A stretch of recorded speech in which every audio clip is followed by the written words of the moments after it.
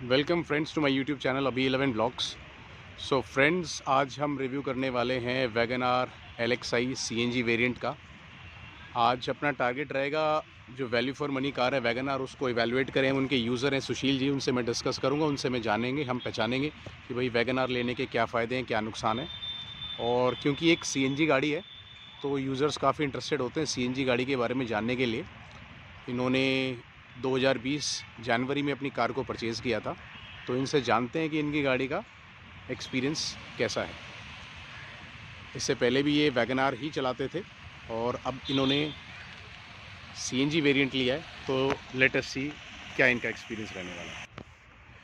So welcome Sushil ji, आज आपसे हम जानने वाले हैं कि वैगन आर LXi का आपका कैसा एक्सपीरियंस रहा। सबसे पहले तो यूज़र्स को ये बताइए, आपने कितने में ख़रीदी थी गाड़ी की, प्राइसिंग क्या थी?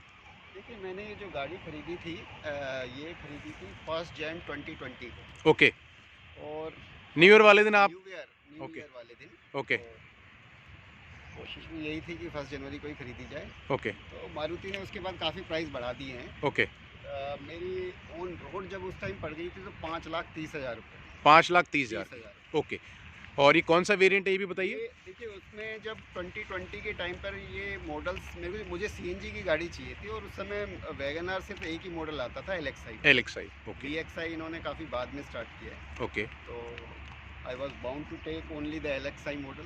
ओके, कोई और ऑप्शन अवेलेबल नहीं है। ओके। तो यूज़र्स को ये जानना बहुत ज़रूरी कि उस टाइम LXi मॉडल अवेलेबल था, इस टाइम पे LXi VXi दोनों मॉडल्स अवेलेबल हैं। और जो प्राइसिंग सुशील जी बता रहे हैं उसके बाद से काफ़ी प्राइस बढ़ चुका है। फिलहाल अगर मैं बताऊं तो LXi वेरिएंट आपको 7.2 लाख का पड़ता है ऑन रोड, और जो VXi वेरिएंट है that will cost you 7.73 lakh. और एक बात मैं और बता दूं, 5,30,000 जो मैं बता रहा हूं उसमें मेरे 3 साल का इंश्योरेंस कवर था। ओके, जो अभी मेरा रिसेंटली खत्म होने वाला है। Okay, okay. तो मतलब आपने इंश्योरेंस कॉस्ट और अपना ऑन रोड एग्जैक्ट प्राइसिंग बताया आपने इसमें। और आपने एसेसरीज लगभग कितने की लगवाई है बाहर से मार्केट में, वो कितना प्राइस रहा आपका? देखिए, जो एसेसरीज थी पहले तो उस समय मारुति की जो अपनी एसेसरीज थी काफ़ी कम थी। आजकल शायद उन्होंने काफ़ी चीज़ें बढ़ा दी हैं और ओके, उनकी प्राइसिंग बहुत ज़्यादा थी। ठीक तो है, मोस्टली मैंने जो एसेसरीज थी बाहर से ही लगवाई थी बाहर से लगवाई आपने। और वो इजीली अवेलेबल हैं। ओके, अभी तो ये काफ़ी टाइम हो गया मॉडल चलते हुए, तो ओके। जैसे मैं देख easily पा रहा हूँ ये जो रेन वाइजर है ये आपने बाहर से लगवाया है। जी, जी। और सभी बताइए चीज़ क्या मैंने क्या है? बाहर से लगवाई है। रेन वाइज़र लगवाया, गार्ड लगवाए। ये गार्ड्स भी, गार्ड आर्चेस भी आपने बाहर से लगवाई हैं। और फ्रंट में भी कुछ लगवाया आपने? देखो, फ्रंट में भी मैंने फ्रंट गार्ड ये लगवाया था। फ्रंट में नीचे जो गार्ड है ये भी आपने बाहर से लगवाया है। ओके, बैक में ये पूरा सेट आता है। ये कंप्लीट सेट है जो ये बता रहे हैं। ये जो वैगन आर लिखा है ये भी बाहर से लगवाया आपने? हाँ जी, हाँ जी, ये भी बाहर से। तो ये जो वैगन आर की बैचिंग है ये भी सुशील जी ने बाहर से लगवाई है। और म्यूज़िक सिस्टम के बारे में बताइए। म्यूज़िक सिस्टम में तो खैर मैं भी साथ में बताऊंगा, हम दोनों गए थे हाइपरसोनिक का म्यूज़िक सिस्टम लगवाने के लिए। एक बार थोड़ा खोलेंगे गाड़ी को? जी, जी। तो फ्रेंड्स, इसके अंदर हाइपरसोनिक का म्यूज़िक सिस्टम लगा हुआ है जो बहुत ज़बरदस्त है। इससे पहले भी मैंने वीडियो कवर करी है होंडा अमेज की, उसके अंदर भी विशाल जी ने हाइपरसोनिक का ही म्यूज़िक सिस्टम लगा रखा था। सर थोड़ा सा एक बार चला के दिखाइए कैसा आप। अच्छा, थोड़ा सा किलोमीटर्स के बारे में बताइए, कितने किलोमीटर चला चुके हैं आप गाड़ी को? देखिए, मैंने अब 38,534 किलोमीटर मेरी चल चुकी है। 38,534। एक बार दिखाएंगे? ये देखिए 38,534 किलोमीटर। ओके। तो आपने एक तो ये म्यूज़िक सिस्टम बाहर से लगवाया, इसकी क्या कॉस्ट थी सर? ये करीबन हमें पड़ा था 12,000 रुपये। 12,000 रुपये का आपको पड़ा था। इसमें स्पीकर्स भी हैं, ड्यूअल स्पीकर्स हैं और इसके अलावा इसके अंदर उसने कैमरा भी लगा के दिया। इसके अंदर जो रियर व्यू कैमरा है वो भी मैं इंस्टॉल्ड है। किस तरीके का दिखता है। ये देखिए, क्लैरिटी तो काफ़ी अच्छी है इसके कैमरे की, मैं देख पा रहा हूँ, बहुत बढ़िया। और मैंने इसका यूट्यूब वगैरह सब कुछ ऐप चला के देखी है, काफ़ी अच्छा है। मेरे को तो इसका टच स्क्रीन भी काफ़ी कंफर्टेबल लगा, काफ़ी यूज़र फ्रेंडली है। और ये जो आपके सीट कवर्स हैं ये भी आपने बाहर से लगवाए हैं, एलिगेंट के हैं आई गेस? बिल्कुल, बिल्कुल। और ये क्या प्राइस किया था आपको? मुझे याद करना पड़ेगा, करीबन 17,000 में मेरे ये मैट भी आ गए थे। ओके, पीछे आपको दिखेंगे। ओके।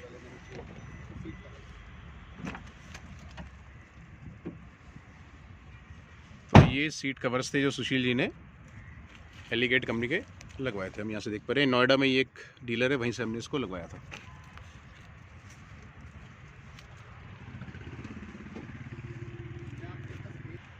तो सुशील जी, बूट स्पेस के बारे में बताइए कितना? देखिए, इसमें इस वैगन आर और इस इससे पुराने मॉडल के बारे में मैं बताऊं, दोनों में डिफरेंस था। अब ये स्टेपनी है, पहले वो नीचे बिछी हुई होती थी और उसके ऊपर सिलेंडर रखा होता था। इसके बारे में आपको मैं ये बताना चाहूँगा कि देखिए, लीटर की तो अलग कॉन्सेप्ट है, अलग अलग गाड़ियों में लीटर की चीज़ें समझ नहीं आती। ओके।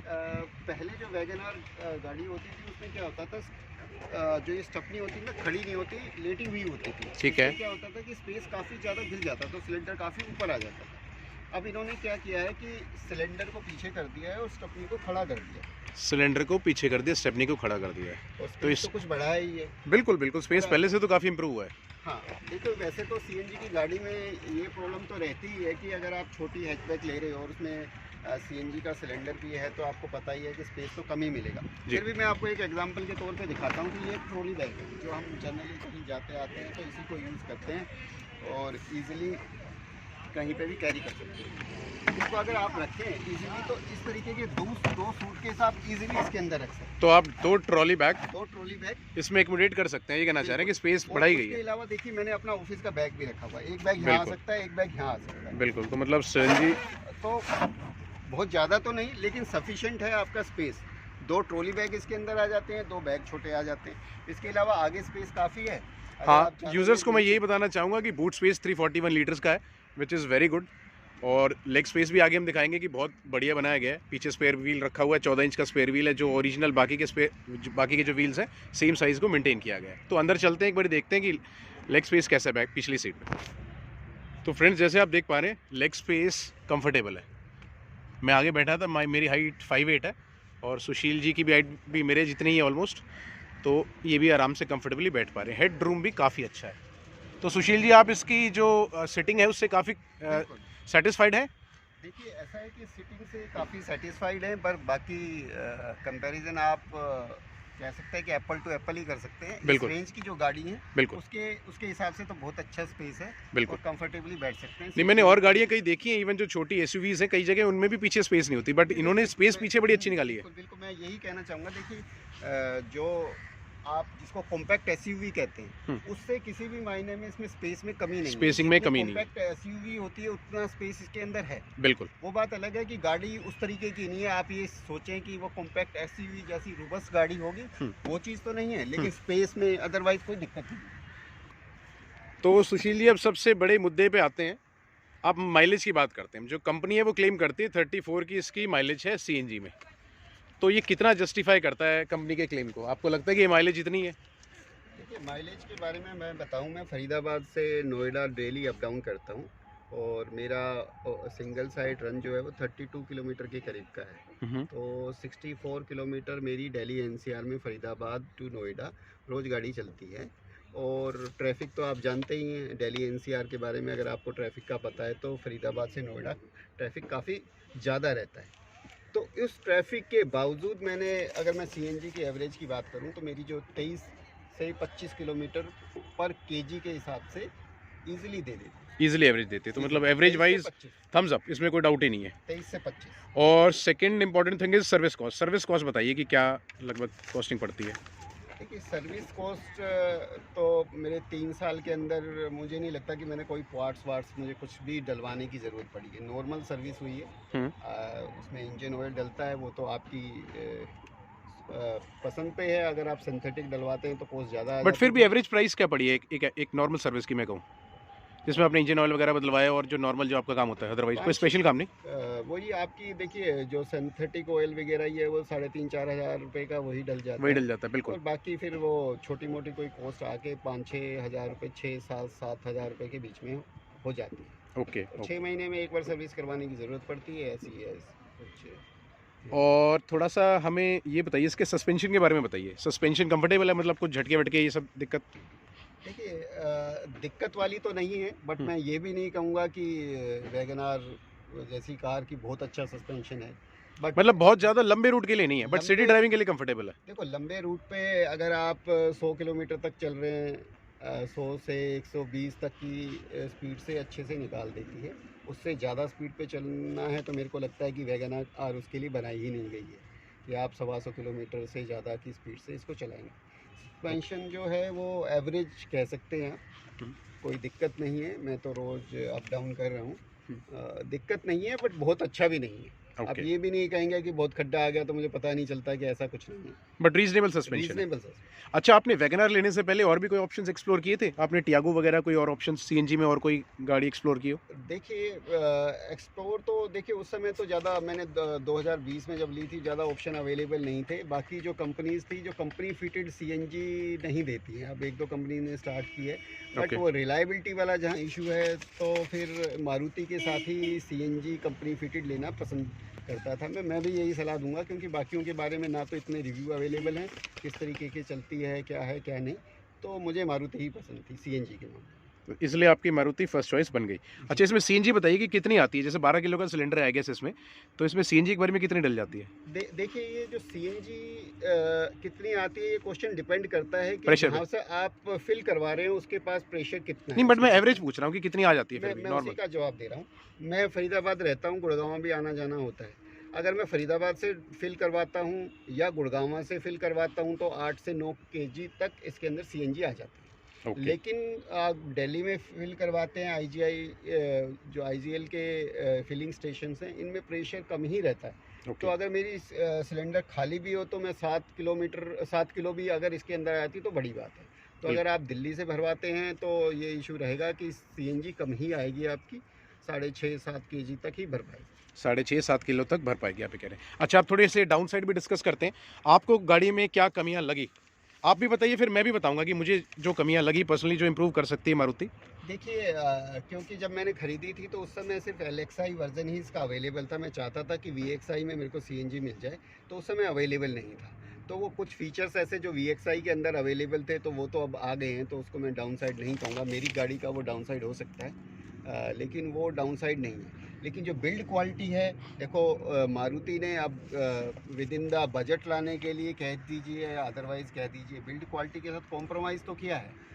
कि उतना अच्छा रोबस्ट स्ट्रक्चर आपको नहीं नहीं मिलेगा मिलेगा। कि आपको जैसे बाकी गाड़ियों का, हुँ, बट इतना हल्का भी नहीं है, ये भी नहीं कहेंगे कि बहुत ही हल्का है। लेकिन जो आदमी ये चाहता है कि यार मैं एक गाड़ी लूँ और 10-15 साल तक उसको निकालूँ तो एक रोबस्ट सा स्ट्रक्चर हो कुछ, तो वो अवेलेबल नहीं है। वो अवेलेबल नहीं है। और क्या कुछ आपको लगती है कमियाँ? एक तो ये हो गया, कुछ अंदर फीचर्स वगैरह स्पेसिफिकली जो आपकी रिक्वायरमेंट थी जो इसमें नहीं है?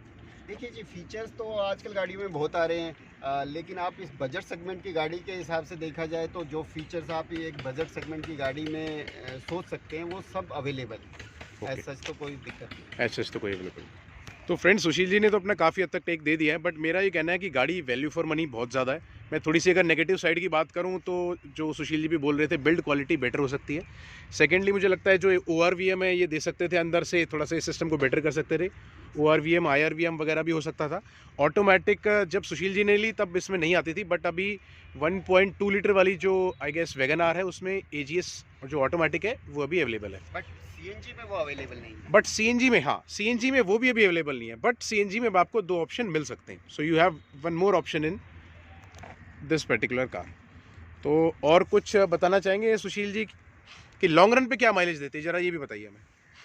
देखिए लॉन्ग रन पे माइलेज एज सच मैंने स्पेसिफिकली तो चेक नहीं की है, बट एवरेजली मैं बताऊं तो 27 तक तो चली जाती है easily, 27 क्योंकि दिल्ली एनसीआर में ही 25 तक चली जाती है, तो 27-28 तक निकाल देती है। Okay, okay. अच्छा, और हम सेफ्टी की बात करें तो दोस्तों गाड़ी की सेफ्टी भी रीज़नेबल है।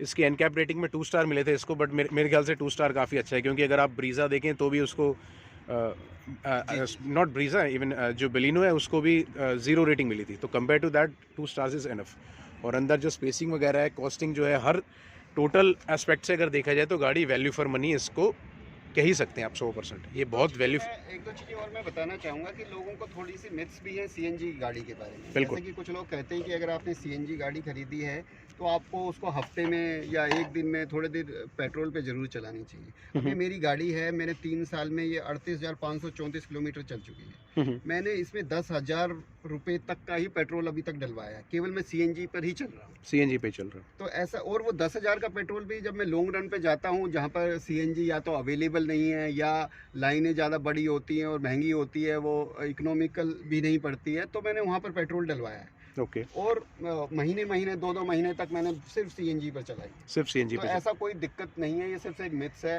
जो मतलब हो सकता है कि लोगों ने इनिशियली इसको रिकॉग्नाइज किया हो तो ऐसा कि पेट्रोल पे चलानी ज़रूरी है, पर ऐसा है नहीं। एक मेरा क्वेश्चन भी है पर्सनल, मैं जानना जी, चाहूँगा, जो यूज़र्स भी जानना चाहेंगे। पहले मैं भी सीएनजी कार चलाई है मैंने भी कभी। मैं ये जानना चाहता हूँ कि अभी सीएनजी की लाइन फरीदाबाद में क्या हिसाब-किताब है? दिल्ली में तो मैं देखता हूँ हर जगह भीड़-भाड़ लगी रहती है लाइनों पे। देखिए अ, जो ज़्यादातर कस्टमर सीएनजी के हैं वो टैक्सी वाले हैं, ओके, और रेट में थोड़ा डिफरेंस है। दिल्ली में थोड़ी सी सस्ती है, दिल्ली में करीबन आपको 79 79 अराउंड, 79 राइट। 80 रुपीज़ केजी है, और जो फरीदाबाद में वो 84-85 के करीब में है। और ओके, इसी तरीके से गुड़गांव में 89 रुपीज़ केजी के हिसाब से। तो ज़्यादातर जो टैक्सी वाले हैं जो पसंद करते हैं वो दिल्ली से फिल करवाना ज़्यादा पसंद करते हैं, और फरीदाबाद में इतनी लंबी लाइनें नहीं होती, वो प्रेशर भी अच्छा होता है। कंपैरेटिवली आपको थोड़ा सा पैसा ज़्यादा देना पड़ता है। और मैं बात करूं, मेरे को नोएडा आना होता है फरीदाबाद से डेली, तो उसके बीच में काफ़ी फिलिंग स्टेशन पड़ते हैं। ये एवरेजली आप देखो तो मेरे आगे 3 से 5 गाड़ियों के बीच में रहती है। 3 गाड़ी होगी, कभी 4 या 5, 3 से 5 गाड़ियां होती हैं। ओके। और फिल करने में समय लगता है, जो पर गाड़ी आप लगा लीजिए कि 2 मिनट से लेकर 3 मिनट लगता है। तो आपको उस हिसाब से 15 मिनट 20 मिनट तो आपको लगेंगे लगेंगे। करने में। ओके, बट अदरवाइज़ बिल्कुल, still I would say that is reasonable. That is reasonable. That is reasonable. तो फ्रेंड्स, सेफ्टी वाइज़ भी गाड़ी बढ़िया है, 2 एयरबैग हैं इसमें, एबीएस है, ईबीडी है और रीज़नेबल बिल्ड क्वालिटी है। So that makes it's a perfect car. तो आप सुशील जी लास्ट में मुझे ये बता दीजिए, 5 में से कितने स्टार देंगे आप इसे? देखिए, considering the budget segment car, मैं इसको 5 में से 4 पॉइंट दूँगा। 5 में से 4 स्टार देंगे। जी। बिल्कुल सही कह रहे हैं सुशील जी, मेरे से पूछते मैं 4.5 स्टार देता। सो फ्रेंड्स, ये हाँ, थे। पर एक ये है कि अभी कोई अगर नई वैगन आर लेना चाह रहा है तो VXI को ज़रूर ट्राई कर सकता है, क्योंकि कुछ चीज़ें मैं चाहता था कि VXI वाले जो फंक्शंस हैं इसके अंदर मिलें, मिले, बिल्कुल। तो उस समय अवेलेबल ही नहीं थे, तो मुझे ये LXI वाले ही अच्छा, लेने अच्छा, पिकअप वगैरह कैसी है? मतलब आप मतलब नॉर्मल पिकअप है, ठीक है? सीएनजी में कुछ फ़र्क आता है पेट्रोल से? देखिए, ये भी मैं यही कहूँगा कि अगर आप कंपनी फिटेड सीएनजी गाड़ी लेते हैं तो ये एक मिथ्स है। मेरे को पेट्रोल और सीएनजी में कुछ भी बिल्कुल भी फ़र्क नहीं पर लगाता। जैसे मैं पेट्रोल पे चलती है वैसे ही सीएनजी पे चलती ओके, ओके। सो फ्रेंड्स, ये था हमारा आज वैगन आर सीएनजी का रिव्यू। उम्मीद है आपको काफ़ी यूज़फुल रहा होगा एंड आई होप आप इस जो वैल्यू एडिशन हम करा पाए उससे आपको कुछ फ़ायदा होगा डिसीजन मेकिंग में। तो फ्रेंड्स, मैं आगे भी आपके लिए सीएनजी गाड़ियों का रिव्यू लाता रहूँगा। Till then stay tuned. Thank you.